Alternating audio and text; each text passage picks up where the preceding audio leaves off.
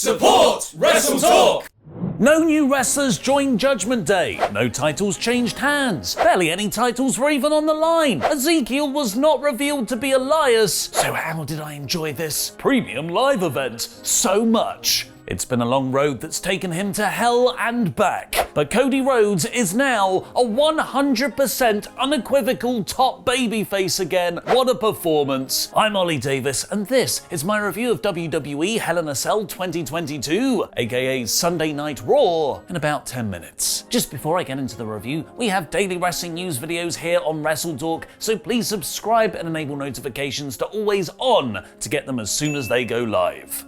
The show opened on the commentary team announcing Cody Rhodes had picked up an injury, but he's still going to wrestle in tonight's main event. You hear that, CM Punk? Cody's still going to irresponsibly wrestle. Oh look, we're AEW and we put health and safety first. Snowflakes. At that point I thought, well that's definitely a work just to get me more invested in the match. A show-long Jeopardy storyline building intrigue to whether Cody might pick up his first loss. Nice try, WWE. The only thing that works me these days are plane ticket orders. The first match was Becky Lynch versus Asuka versus Bianca Belair for the Raw Women's Championship. Bullet dodge there, Sasha Banks and Naomi. This excellent match could have been the terrible booking that awaited you. The triple threat was frantic from the start, with the three women using the format to have a really quick back and forth, spot-filled match, each one of them supremely over with their own style. Becky's heel opportunism, desperately trying to win at every chance. Asuka's strikes and submissions of fury, taking out both her opponent's ankles with dual locks. And Belair's incredible strength and athleticism,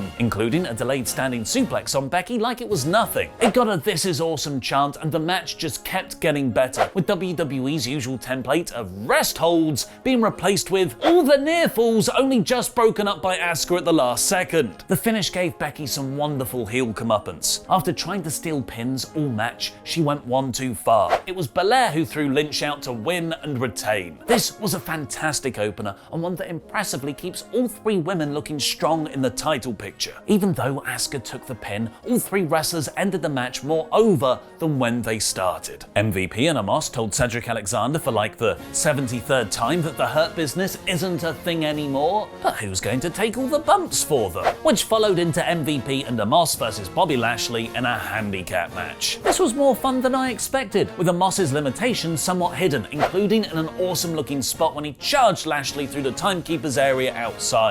Cedric interfered against Omos for reasons, leaving Lashley to tap out MVP in the Hurt Lock. This would have worked far better if Bobby hadn't continually got his hands on his former manager for revenge already. Afterwards, Lashley posed with a replica WWE title from a fan as the commentary team heavily speculated he wants Roman Reigns' belt next. Later on, despite months of being an annoying thorn in his side, Lashley fist bumped Cedric backstage. I can see Lashley reuniting with Alexander and Shelton Benjamin to feud with the Bloodline, and I'll tell you why I think that. Because that's exactly what happened last time they attempted this feud at Crown Jewel last October. Before we get on with the rest of the episode, I'd just like to say a huge thank you to this video's sponsor, Heroes of the Dark, where you can get a free hero worth $15 to kickstart your journey by using our link below. Heroes of the Dark is a strategy RPG available on mobile and PC, where players pit their dark fantasy heroes of werewolves, vampires, and humans against each other in PvP and PvE formats as you try to rebuild a glorious Victorian empire. One problem though, the moon's been destroyed and chaos is everywhere. You can play as heroes like Henry, who is like Bray Wyatt with an eye patch, or Victor, who's not from the Ascension but totally could be, with awesome and high quality visuals. You even get to upgrade your mansion with your heroes in. I've called mine Titan Towers. And there's a special treat right now for new players. If you download Heroes of the Dark using our link in the description and pin comment down below, you can get the hero Countess Magla for free, a ranger who can stun your opponent's half of the battlefield. Make sure to click that link below, as not only is Heroes of the Dark an awesome game with a great lore, it also helps us out here at WrestleTalk. Download the game using our link below and get your hero worth $15 today. The commentators then revealed the truth behind Cody's medical status. He tore his pectoral muscle on Monday in the brawl with Seth, and it's since fully flopped off the bones. Okay, that's a bit more graphic than WWE's usual style of worked injury, but I mean, he's definitely still alright. It's just a storyline. In actually mine and the whole WrestleTalk's office most anticipated match on this show, we then got Kevin Owens versus Ezekiel. A comedy feud that got unexpectedly bloody as Zeke was busted open hard way when KO whipped him into the ring post. But even with actual blood, with an actual Chicago crowd, people still couldn't fully get into Ezekiel. No matter which persona he plays or who he wrestles, the unfortunate fact remains his matches get hardly any heat. Owens' intention was to beat him up so bad, he'll admit he's actually his older brother Elias. And Kevin Owens did beat him up real bad. He took 80% of the match, one clean, but then he walked out. I'm very impressed they've made this storyline be as entertaining and last as long as it has already, but I cannot see any more mileage here. It needs to be blown off on Raw tonight. Next up came the mixed six-person tag of BullLIV Club versus Judgement Day, a faction so fearsome,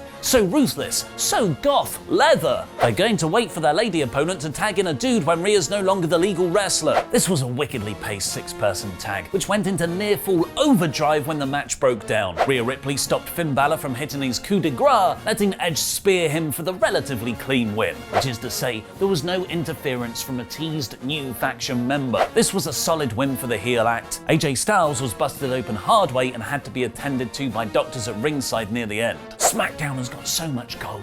The WWE and Universal titles, both sets of tag team titles, Ronda Rousey as women's champion. So the only blue brand match on this card was Happy Corbin versus Madcap Moss. Despite still wearing his goofy shirt, Corbin is an excellent house show heel. Twice teasing to get a table for the Chicago crowd, who wanted a table spot more than anything, and just getting a chair instead. It turned the audience reaction into crowd versus Corbin rather than Corbin versus Moss, but heat is heat, I guess. Psychology-wise, this perfectly set up Moss to satisfy the crowd's persistent "we want tables" chant. Instead, he Pillmanized Corbin's neck with a chair and the steel steps to win. Last time I checked, both neither of which are tables. This no-holds-barred match was a lot of fun, but it could have worked far better if the wrestlers were allowed to play off the crowd reactions more. I just guess they're saving that table spot for the babyface in the main event. Austin Theory defended his United States Championship against hometown boy Mustafa Ali. Ali was wearing the Chicago Stars on his tights. CM Punk back to WWE confirmed, and the ring announcer even introduced him as Chicago's own. Ah, damn it, you're losing so hard, Ali. The hometown connection got the crowd more into the action than the story's build deserved. Both men got some really innovative offense, like a springboard Spanish fly off the second rope from Theory and the tilt-the-world DDT through the ropes from Ali. But the result was never really in doubt.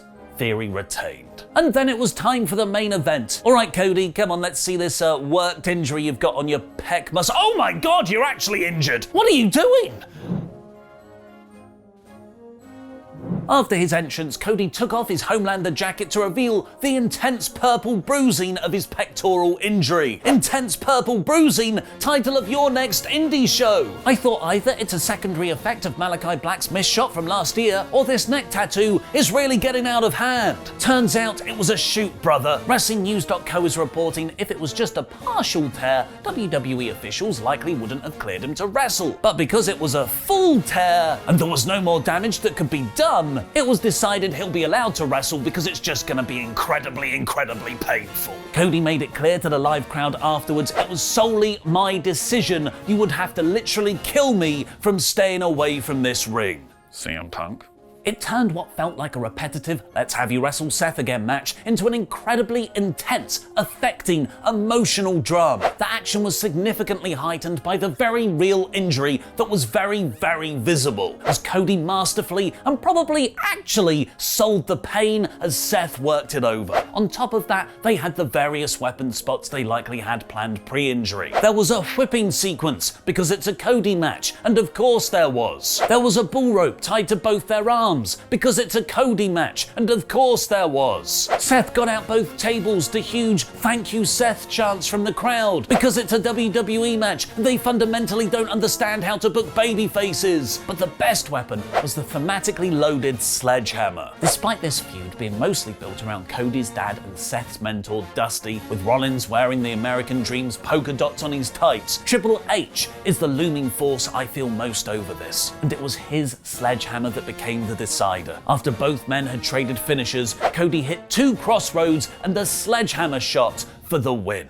This was an excellent match anyway that transcended to something else entirely with the very real device of Cody's injury. That's 2 wrestling spots this week, this and MJF's promo, that have used realism to springboard their art to a higher level. With MJF's though, the question remains, to what end? It was an all-time great promo, but I don't see where you go next. With Cody's, this was an instant success on all fronts. Apart from maybe the front of his body, in which case that hurt a lot. This was a brutal feud ender with Seth. It made the Hell in a Cell stipulation feel the most dangerous it has in years. Helped with it being the only one on the card, it gives Cody 3 consecutive premium live event wins, one of them as a main event. Come on over, AEW boys, the WWE water is warm. But most importantly, this has undoubtedly made Cody WWE's #1 babyface. There was not a single AEW chant in this Chicago crowd, which has become AEW's spiritual home. My personal feelings towards Cody in WWE,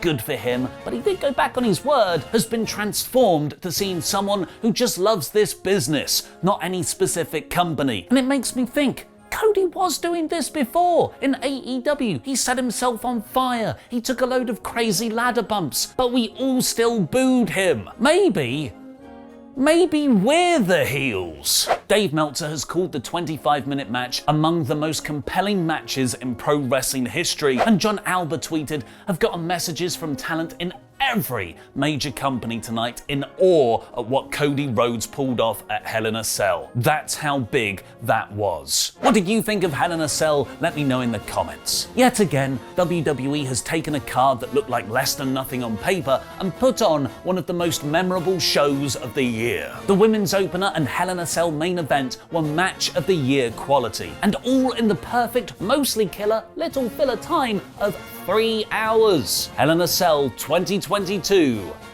is 85%. There might not have been many titles on the line in WWE last night, but there sure was in WrestleTalk, as Adam Blompier absolutely squashed Sullivan Bo Brown. But Sully might never have had the real World's Championship in his sights. Can I tell you my one wish? Wish I decided to grant you in my sleep-drunken state. Yes. Go on. Can I have that belt? Not that one. That one's yours. I have this one. Like I'm a WWE champion. You'd like to be my Damien Mizdow? Yeah. Yeah, all right. I genuinely can't be asked to carry both of them. Yeah, and I'll. You know what? Anyone in the comments want to challenge me? To what? Wrestle predict. To what? Someone in the comments can win that off you. Well, yeah. I'm absolutely fine with that. I have to accept their challenge, though. Sully, we'll put it in writing or something, but I officially bequeath you that title. This one can be for me. This could be the proper one, because this is, you know what? This is so much lighter than that one as well. And the real one can be for me. Sully, I officially bequeath you that title belt. You can have it, you can carry it. Yeah, sure, your title reign begins here. Just to sort of make sure that I don't have too many challenges, I don't think I'll be taking part in that Wrestle League thing. Thanks, man. This is great. You're absolutely welcome. I mean, I'm looking forward to seeing. Obviously, we've had you here for 2 straight predictions. You've been on Raw. Yep. You know, you're going to be filling in a little bit here and there for Raw. And who knows? You know, I've heard rumblings when it comes to the WrestleTalk news that Sully is coming. Not news to me. I think that's amazing. cute. It's shit, Sully, and it's really stupidly heavy. It's great. No, it's not. It's the best belt. This is so much nicer. This is the best belt we have. All right, Sullivan. I win. So I am your Jam That Champion. And I am also here with the championship. Thank you. Because I don't know what to call this belt. The Sullivan ship. Yeah, the Sullivan ship. Awful. And then, obviously, because Sullivan lost predictions, Adam got to tickle him for a whole minute. 1 minute on the clock. Starting now.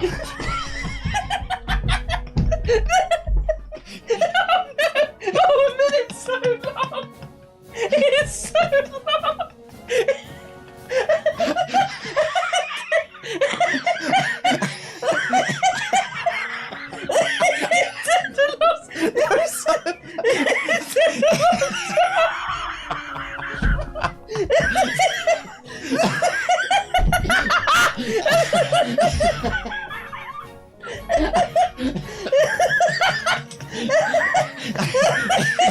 halfway through.